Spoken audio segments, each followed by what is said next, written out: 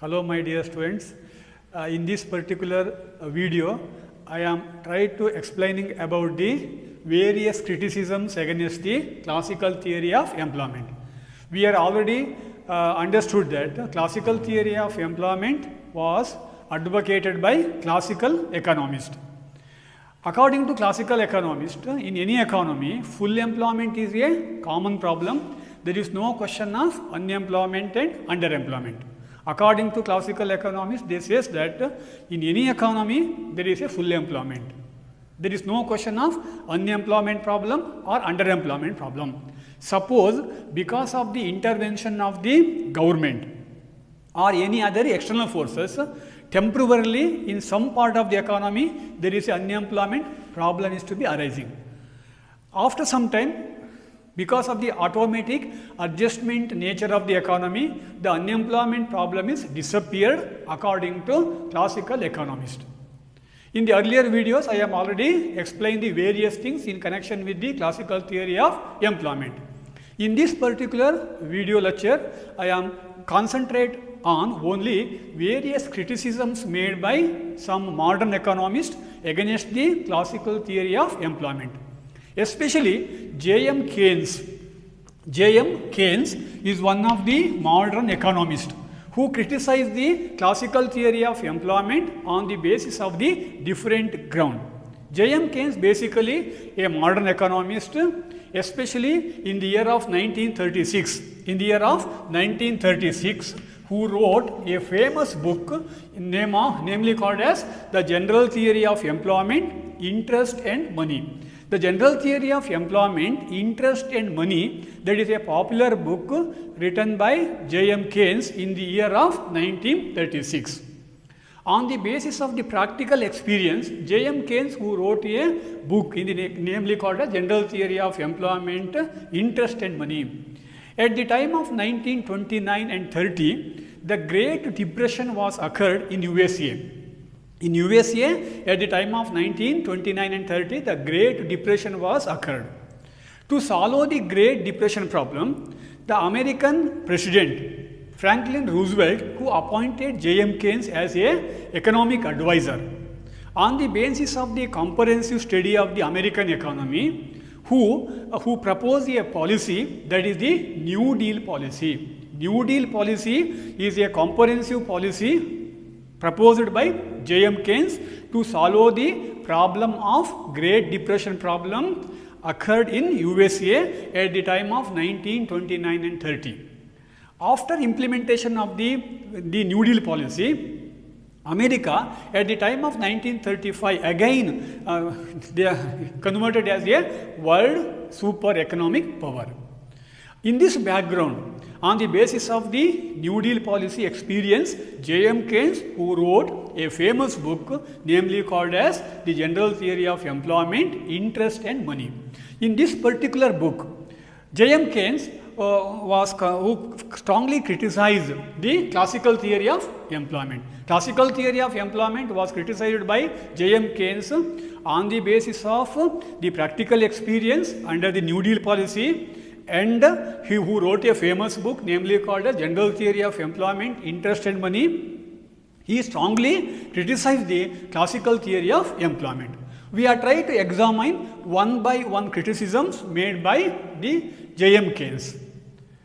ಆತ್ಮೀಯ ವಿದ್ಯಾರ್ಥಿಗಳೇ, JCBM ಕಾಲೇಜಿನ ಯೂಟ್ಯೂಬ್ ಚಾನಲ್ಗೆ ಮತ್ತೊಮ್ಮೆ ನಿಮ್ಮನ್ನು ಆತ್ಮೀಯವಾಗಿ ಸ್ವಾಗತಿಸ್ತಾ ಇದ್ದೇನೆ. ಈ ಒಂದು ವಿಡಿಯೋ ಲೆಕ್ಚರಲ್ಲಿ ನಾನು ಮುಖ್ಯವಾಗಿ ನಿಮಗೆ ಹೇಳುವಂಥ ವಿಷಯ ಏನು ಅಂತ ಹೇಳಿದರೆ, ಸಂಪ್ರದಾಯ ಪಂಥದ ಉದ್ಯೋಗ ಸಿದ್ಧಾಂತದ ಟೀಕೆಗಳು.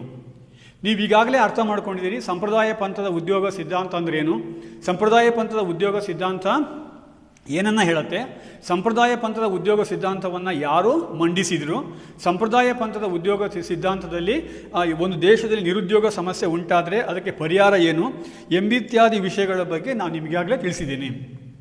ಈಗ ಈ ಒಂದು ವಿಡಿಯೋ ಲೆಕ್ಚರ್ ಕ್ಲಾಸಲ್ಲಿ ನಿಮಗೆ ಮುಖ್ಯವಾಗಿ ನಾನು ಸಂಪ್ರದಾಯ ಪಂಥದ ಉದ್ಯೋಗ ಸಿದ್ಧಾಂತದ ಟೀಕೆಗಳ ಬಗ್ಗೆ ನಾನು ನಿಮಗೆ ತಿಳಿಸ್ತಾ ಇದ್ದೀನಿ.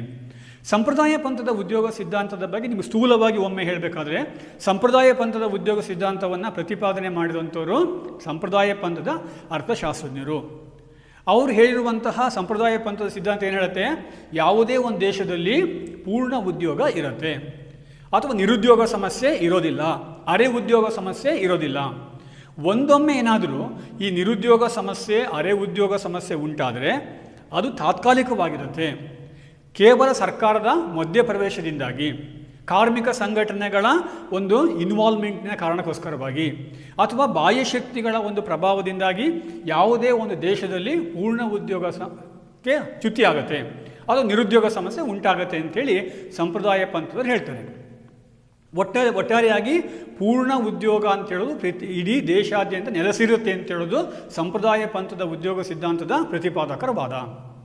ಆದರೂ ವಾಸ್ತವವಾಗಿ ಇದು ಸರಿಯಲ್ಲ ಎನ್ನುವ ಅಂಶವನ್ನು JM ಕೇನ್ಸ್ ಎನ್ನುವಂಥ ಒಬ್ಬ ಆಧುನಿಕ ಅರ್ಥಶಾಸ್ತ್ರಜ್ಞ, ನೀವೆಲ್ಲ ಕೇಳಿರ್ತೀರಿ JM ಕೇನ್ಸ್ ಬಗ್ಗೆ.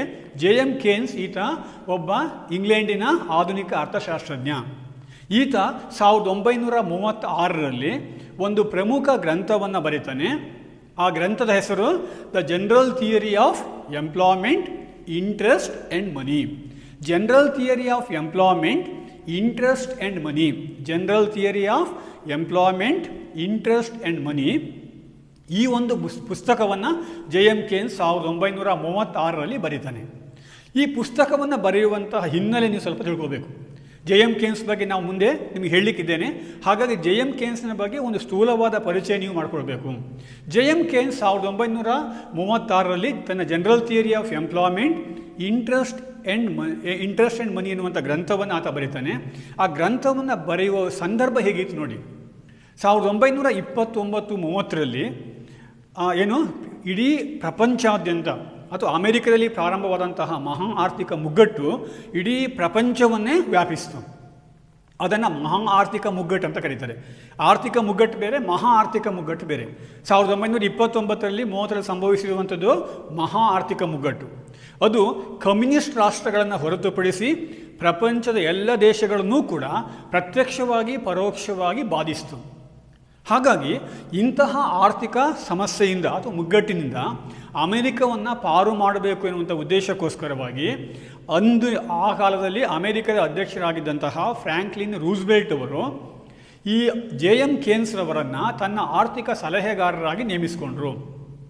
JM ಕೇನ್ಸ್ ಈ ಫ್ರಾಂಕ್ಲಿನ್ ರೂಸ್ವೆಲ್ಟ್ ಅವರಿಗೆ ಏನು ಆರ್ಥಿಕ ಸಲಹೆಗಾರರಾಗಿರ್ತಾರೆ, ಅವರು ಒಂದು ಸಲಹೆಯನ್ನು ಕೊಟ್ಟರು. ಸಲಹೆ ಏನು ಅಂತ ಹೇಳಿದರೆ ನ್ಯೂ ಡೀಲ್ ಪಾಲಿಸಿ ಅಂತ ಹೇಳಿಬಿಟ್ಟು, new deal policy, new deal ಅಂತ ಹೇಳ್ತಾರೆ ಅದಕ್ಕೆ, ನ್ಯೂ ಡೀಲ್ ಪಾಲಿಸಿ.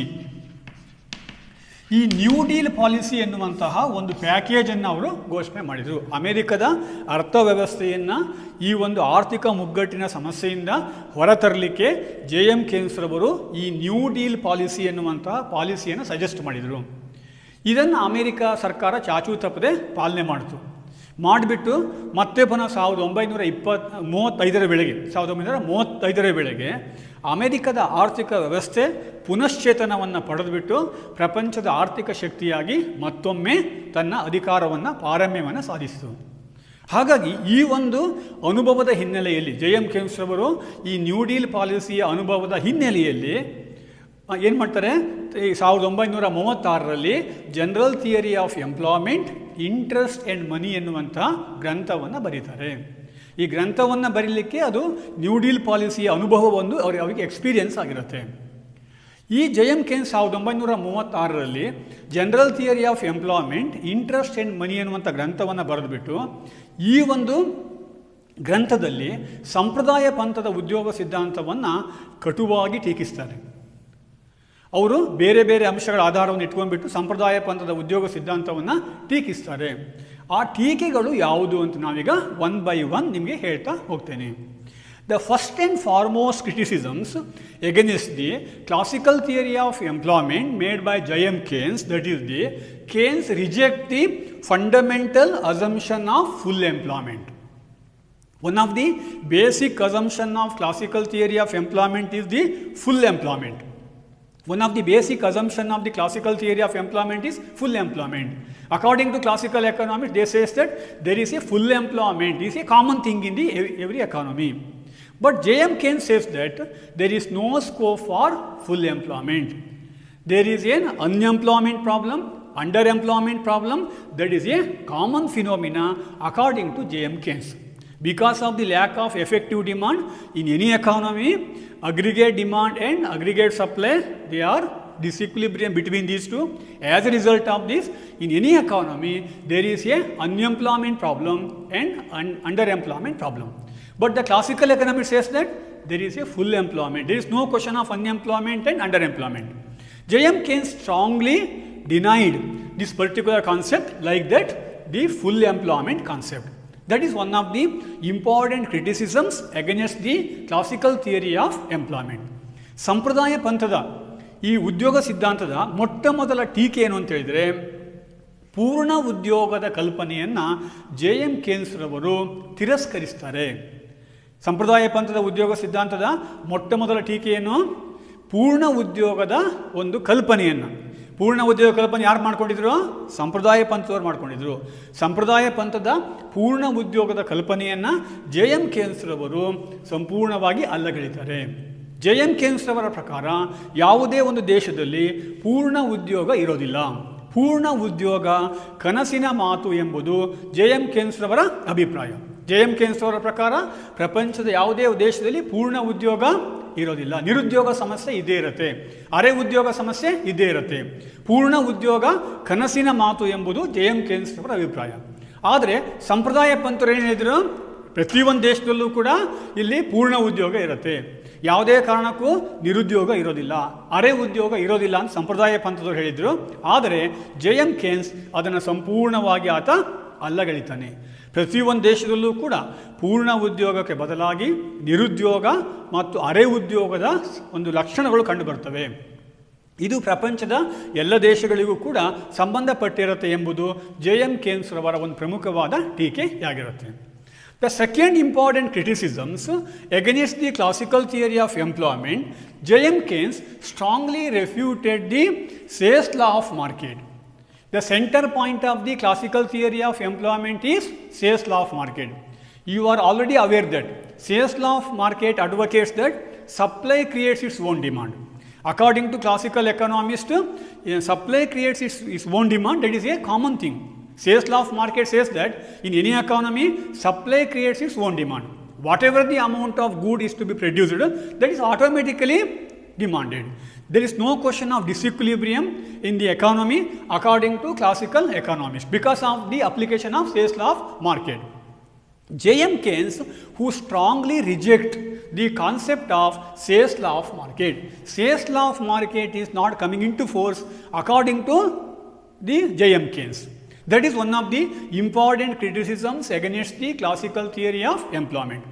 ಸಂಪ್ರದಾಯ ಪಂಥದ ಉದ್ಯೋಗ ಸಿದ್ಧಾಂತವನ್ನು J.M. Keynes ರವರು ಪ್ರಮುಖವಾಗಿ ಹೇಗೆ ಟೀಕಿಸ್ತಾರೆ ಅಂತ ಹೇಳಿದರೆ, ಯಾವುದೇ ಒಂದು ದೇಶದಲ್ಲಿ ಸೇಯವರ ಮಾರುಕಟ್ಟೆಯ ನಿಯಮ ಕಾರ್ಯಾಚರಣೆಗೆ ಬರೋದಿಲ್ಲ. ಸೇಯವರ ಮಾರುಕಟ್ಟೆಯ ನಿಯಮವನ್ನು J.M. Keynes ರವರು ಕಟುವಾಗಿ ಟೀಕಿಸ್ತಾರೆ. ನಿಮ್ಗೆ ಇದ್ರ ಬಗ್ಗೆ ನಾವು ಮೊದಲು ಈಗಾಗಲೇ ಹೇಳಿದ್ದೀನಲ್ವ, ಸೇಯವರ ಮಾರುಕಟ್ಟೆ ನಿಯಮ ಏನು ಹೇಳುತ್ತೆ? Supply creates its own demand ಅಂತ ಹೇಳುತ್ತೆ. ಪೂರೈಕೆಯು ತನ್ನದೇ ಆದ ಬೇಡಿಕೆಯನ್ನು ಸೃಷ್ಟಿಸಿಕೊಳ್ಳುತ್ತದೆ ಎಂಬುದು ಏನು ಸಂಪ್ರದಾಯ ಪಂಥದವರ, ಅದರಲ್ಲೂ ಪ್ರಮುಖವಾಗಿ J.B. ಸೇಯವರ ಒಂದು ಮಾರುಕಟ್ಟೆಯ ನಿಯಮ ಆಗುತ್ತೆ. J.B. ಸೇಯವರ ಮಾರುಕಟ್ಟೆ ನಿಯಮ ಏನು ಹೇಳುತ್ತೆ? ಪೂರೈಕೆಯು ತನ್ನದೇ ಆದ ಬೇಡಿಕೆಯನ್ನು ಸೃಷ್ಟಿಸಿಕೊಳ್ಳುತ್ತದೆ. ಇದನ್ನು J.M. Keynes ಒಪ್ಕೊಳ್ಳೋದಿಲ್ಲ. ಯಾವುದೇ ದೇಶದಲ್ಲಿ ಪೂರೈಕೆ ಮತ್ತು ಬೇಡಿಕೆಯ ನಡುವೆ ಅಸಮತೋಲನ ಇದ್ದೇ ಇರುತ್ತೆ. There is a huge gap between demand and supply according to J.M. Keynes. J.M. Keynes, who strongly objected this particular point, that is, there is no scope for implementation of the Say's law of market. ಸಂಪ್ರದಾಯ ಪಂಥದ ಉದ್ಯೋಗ ಸಿದ್ಧಾಂತವನ್ನು J.M. Keynes ಹೇಗೆ ಟೀಕಿಸ್ತಾನೆ? ಯಾವುದೇ ಒಂದು ದೇಶದಲ್ಲಿ ಪೂರೈಕೆಯು ಬೇಡಿಕೆಯನ್ನು ಅಥವಾ ಯಾವುದೇ ಒಂದು ದೇಶದಲ್ಲಿ ಪೂರೈಕೆಯು ಬೇಡಿಕೆಯನ್ನು ಸೃಷ್ಟಿಸಿಕೊಳ್ಳುವುದಿಲ್ಲ. ಪೂರೈಕೆಯನ್ನು ಮಾಡುವಂಥ ವರ್ಗನೇ ಬೇರೆ, ಸರಕುಗಳನ್ನು ಕೊಂಡುಕೊಳ್ಳುವಂಥ ವರ್ಗನೇ ಬೇರೆ. ಹಾಗಾಗಿ there is a huge gap, there is a big gap between the supply and demand according to classical economist. ಸಂಪ್ರದಾಯ ಪಂಥದವರು ಹೇಳಿದಾಗೆ ಯಾವ ದೇಶದಲ್ಲೂ ಕೂಡ ಪೂರೈಕೆ ಮತ್ತು ಬೇಡಿಕೆಗಳು ಪರಸ್ಪರ ಸಮನಾಗಿರೋದಿಲ್ಲ. ಪೂರೈಕೆಯನ್ನು ಮಾಡುವಂಥ ವರ್ಗನೇ ಬೇರೆ, ಬೇಡಿಕೆಯನ್ನು ಸಲ್ಲಿಸುವಂಥ ವರ್ಗನೇ ಬೇರೆ. ಹಾಗಾಗಿ ಅವುಗಳ ನಡುವೆ ಅಂತರ ಇದ್ದೇ ಇರುತ್ತೆ. ಈ ಅಂತರವೇ ನಿರುದ್ಯೋಗಕ್ಕೆ, ಅರೆ ಉದ್ಯೋಗಕ್ಕೆ ಕಾರಣವಾಗುತ್ತೆ ಅಂತೇಳಿ J.M. Keynes ಕಟುವಾಗಿ ಸಂಪ್ರದಾಯ ಪಂಥವನ್ನು ಟೀಕಿಸ್ತಾನೆ. That is the second important criticism, that is, there is no scope for implementation of the Say's law of market in any economy. Say's law of market is the center point of the classical theory of employment. ಸೇವರ ಮಾರುಕಟ್ಟೆ ನಿಯಮ ಸಂಪ್ರದಾಯ ಪಂಥದ ಉದ್ಯೋಗ ಸಿದ್ಧಾಂತದ ಕೇಂದ್ರ ಬಿಂದುವಾಗಿತ್ತು. ಆದರೆ ಈ ಕೇಂದ್ರ ಬಿಂದುವನ್ನೇ JM Keynes ರವರು ಸಂಪೂರ್ಣವಾಗಿ ಅಲ್ಲಗಳೆಯುತ್ತಾರೆ. That is the second important criticisms. The third important criticisms, that is, there is no question of implementation of automatic mechanism of the economy. There is no automatic mechanism in any economy. According to classical economists, all the classical economists, they say that in any economy, there is a automatic mechanism is working. Because of the working of the automatic mechanism, any problem arising in the nation, including unemployment problem, underemployment problem, they are automatically solved. That is the opinion of the classical economist. But JM Keynes, who strongly object this particular point, there is no scope for automatic mechanism exist in the economy. ಸಂಪ್ರದಾಯ ಪಂಥದ ಉದ್ಯೋಗ ಸಿದ್ಧಾಂತದ ಮೇಲೆ JM Keynes ಅವರು ಮಾಡಿರುವಂಥ ಮತ್ತೊಂದು ಪ್ರಮುಖವಾದ ಟೀಕೆ ಏನು ಅಂತ ಹೇಳಿದರೆ, ಯಾವುದೇ ಒಂದು ರಾಷ್ಟ್ರದಲ್ಲಿ ಅಥವಾ ಯಾವುದೇ ಒಂದು ಆರ್ಥಿಕ ವ್ಯವಸ್ಥೆಯು ಸ್ವಯಂಚಾಲಿತವಾದ ಸ್ವರೂಪವನ್ನು ಪಡೆದುಕೊಂಡಿರುವುದಿಲ್ಲ. ಯಾವುದೇ ಒಂದು ದೇಶದಲ್ಲಿ ಸ್ವಯಂಚಾಲಿತವಾದಂಥ ಆರ್ಥಿಕತೆ ನೆಲೆಸಿರುವುದಿಲ್ಲ. ಸಂಪ್ರದಾಯ ಪಂಥದವರ ಪ್ರಕಾರ ಪ್ರತಿಯೊಂದು ದೇಶದ ಆರ್ಥಿಕತೆಯೂ ಕೂಡ ಸ್ವಯಂಚಾಲಿತ ಗುಣವನ್ನು ಹೊಂದಿರುತ್ತೆ. ಅಂದರೆ ಸ್ವಯಂಚಾಲಿತ ಗುಣವನ್ನು ಹೊಂದಿರದ ಅರ್ಥ ಏನು? ಏನೇ ಆರ್ಥಿಕ ಸಮಸ್ಯೆ ಬಂದರೂ ಕೂಡ ಅದಕ್ಕೆ ತನ್ನ ಬಳಿ ಉತ್ತರ ಇರುತ್ತೆ, ತಾನೇ ಪರಿಹರಿಸಿಕೊಳ್ಳುತ್ತೆ. ಬಾಹ್ಯ ಶಕ್ತಿಗಳ ಪ್ರಭಾವ ಅಲ್ಲಿ ಅಗತ್ಯ ಇರೋದಿಲ್ಲ. ಈಗ ಫಾರ್ ಎಕ್ಸಾಂಪಲ್ ನಮಗೇನಾದರೂ ಫೀವರ್ ಬಂದರೆ ಅದಕ್ಕೆ ನಮ್ಮ ಬಾಡಿ ರೆಸಿಸ್ಟೆನ್ಸ್ ಪವರಿಂದನೇ ಅದು ಗುಣ ಆಗಿಬಿಡುತ್ತೆ. ಅದು ನಮಗೆ ಯಾವುದೇ ಮದ್ದನ್ನು ನೋಡ್ಕೊಳ್ಬೇಕಾದ ಅಗತ್ಯ ಇಲ್ಲ ಅಂಥೇಳಿ ಆ ರೀತಿಯ ಅರ್ಥದಲ್ಲಿ JM Keynes ಯಾರೋ ಸಂಪ್ರದಾಯ ಪಂಥರು ಹೇಳ್ತಾರೆ. ಪ್ರತಿಯೊಂದು ಆರ್ಥಿಕ ವ್ಯವಸ್ಥೆಯಲ್ಲೂ ಕೂಡ ಒಂದು ಸ್ವಯಂಚಾಲಿತವಾದಂಥ ವ್ಯವಸ್ಥೆ ಇರುತ್ತೆ. But JM Keynes strongly object this particular point. There is no scope for automatic mechanism of the mechanism that is working in the economy. ಯಾವ ದೇಶದಲ್ಲೂ ಕೂಡ ಯಾವ ದೇಶದ ಆರ್ಥಿಕತೆಯೂ ಕೂಡ ಸ್ವಯಂಚಾಲಿತವಾದ ಗುಣವನ್ನು ಪಡೆದುಕೊಂಡಿರುವುದಿಲ್ಲ. That is the another important criticisms against the classical theory of employment. The next important criticism, inadequate analysis of the demand for money. In the classical theory of employment, all the classical economists, they mainly concentrate on supply of money. Money played a very, according to classical economists, money played a neutral role according to classical economists.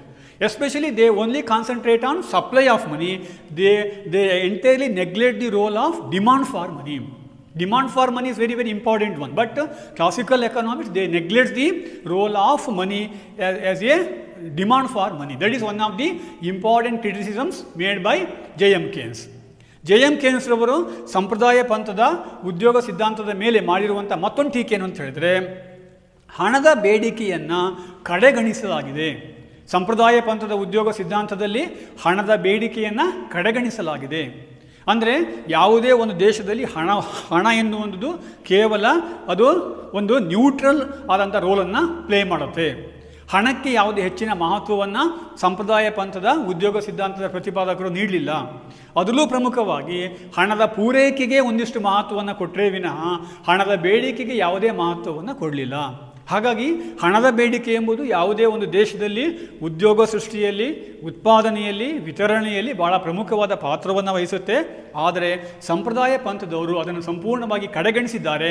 That is the another important criticisms against the classical theory of employment. ಸಂಪ್ರದಾಯ ಪಂಥದವರು ಹಣಕ್ಕೆ ಯಾವುದೇ ರೀತಿಯ ಮಹತ್ವವನ್ನು ನೀಡಿಲ್ಲ.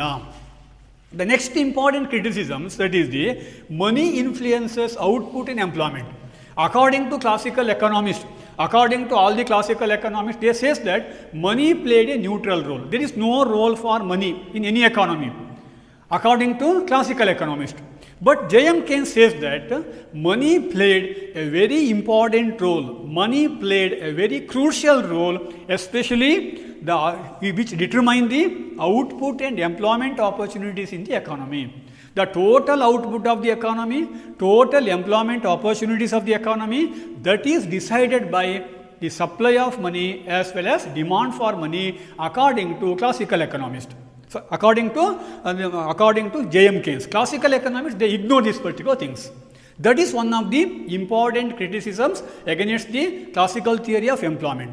ಸಂಪ್ರದಾಯ ಪಂಥದ ಉದ್ಯೋಗ ಸಿದ್ಧಾಂತದ ಮೇಲೆ J.M. Keynes ಅವರು ಮಾಡಿರುವಂತಹ ಮತ್ತೊಂದು ಪ್ರಮುಖವಾದ ಟೀಕೆ ಅಂತ ಹೇಳಿದರೆ, ಹಣದ ಪ್ರಾಮುಖ್ಯತೆಯನ್ನು ಕಡೆಗಣಿಸಲಾಗಿದೆ. ಯಾವುದೇ ಒಂದು ದೇಶದಲ್ಲಿ ಇವತ್ತು ಹಣ ಬಹಳ ಪ್ರಮುಖವಾದ ಪಾತ್ರವನ್ನು ವಹಿಸುತ್ತೆ.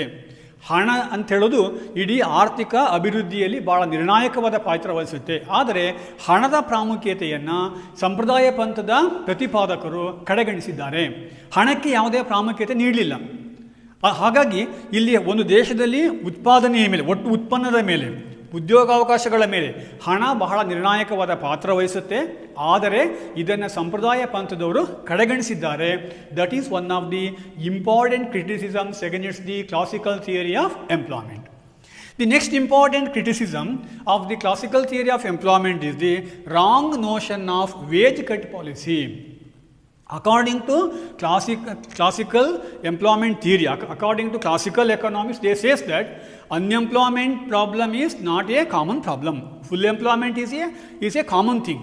Suppose the unemployment problem is arising in an economy because of several reasons, including the intervention of the government and etc. Through the wage cut policy, we are able to solve the unemployment problem. Wage cut policy is a policy advocated by A.C. Pigou. A.C. Pigou, who advocate the wage cut policy. Through the wage cut policy, we are able to solve the problem of unemployment according to classical economists. But J.M. Keynes says that suppose the wage cut policy is not a remedy for unemployment problem. Once in a given nation, the unemployment problem is arising. Because of the wage cut policy implemented by the government, it causes for further unemployment problem. It reduces the purchasing power of the common people. When purchasing power of the common people is reducing, the demand for product is declining. When demand for product is declining, prices of the commodity comes down. When the price of the commodity comes down, the total production is declining. The demand for factors of production declining. Again, it creates further unemployment problem according to J.M. Keynes. According to classical economists, wage cut policy is a solution for unemployment problem arising in the economy. J.M. Keynes strongly opposed these particular things. That is one of the important criticism. ಸಂಪ್ರದಾಯ ಪಂಥದ ಉದ್ಯೋಗ ಸಿದ್ಧಾಂತದ ಮೇಲೆ ಇರುವಂತಹ ಮತ್ತೊಂದು ಪ್ರಮುಖವಾದ ಟೀಕೆ ಏನು ಅಂತ ಹೇಳಿದರೆ, ಕೂಲಿಯ ದರದ ಕಡಿತದ ನೀತಿಯನ್ನು J.M. Keynes ಅವರು ವಿರೋಧಿಸ್ತಾರೆ. ನಿಮ್ಗೆ ಈಗಾಗಲೇ ಗೊತ್ತಿರುವ ಹಾಗೆ ಕೂಲಿಯ ದರದ ಕಡಿತದ ನೀತಿಯನ್ನು ಪ್ರತಿಪಾದನೆ ಮಾಡುವವರು ಯಾರು? A.C. Pigou.